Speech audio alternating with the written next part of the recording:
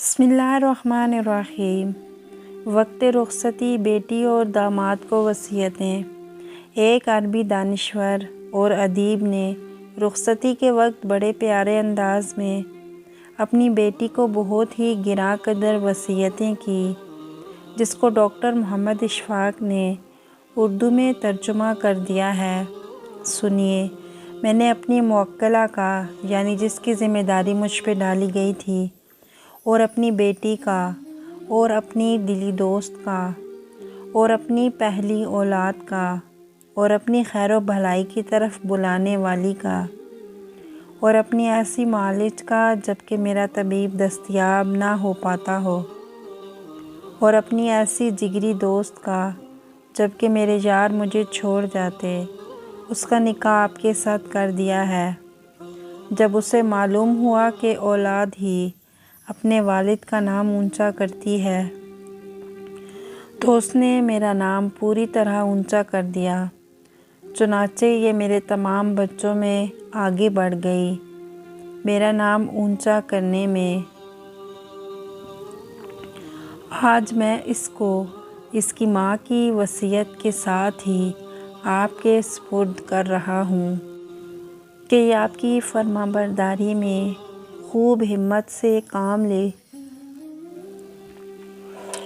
اور یہ آپ کی نافرمانی سے بچے، اور یہ آپ کے راز کی بات افشا نہ کرے، اور یہ آپ کی خوشی کے موقع پر غمگین نہ ہونے پائے، اور یہ آپ کے دکھ درد کے موقع کو کبھی بھی انجوائے نہ کرنے پائے۔ حتیٰ کہ اس بیٹی کی نیک والدہ نے اس کے ہونے والے شوہر کو بھی وصیت کی تھی۔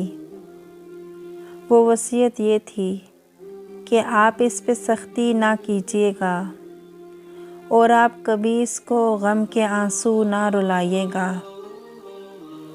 اور آپ اس کو اس کے باپ کے گھر سے اور باپ کے ہمسایوں کے گھروں سے جہاں تک ہو سکے نہ روکیے گا، اور آپ اچھی طرح یہ بات سمجھ لیں کہ اس کا اصل مہر بہت زیادہ ہونے کے باوجود وہ نہیں ہے جو آپ اس کو گھر میں پہنچنے سے پہلے ہی ادا کر دیں، بلکہ اس کا اصل مہر وہ ہوگا کہ جو آپ اس کو اپنے گھر پہنچنے پہ ادا کریں گے۔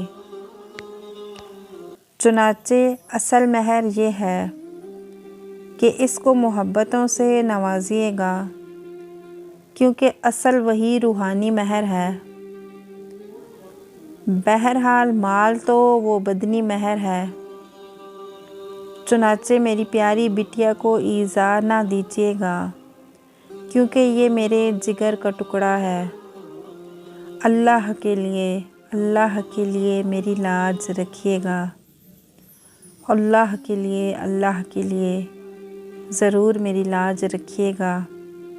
میری اس وصیت کی حفاظت کرنا، اس طرح آپ میرے پیار و محبت کو پا لیں گے۔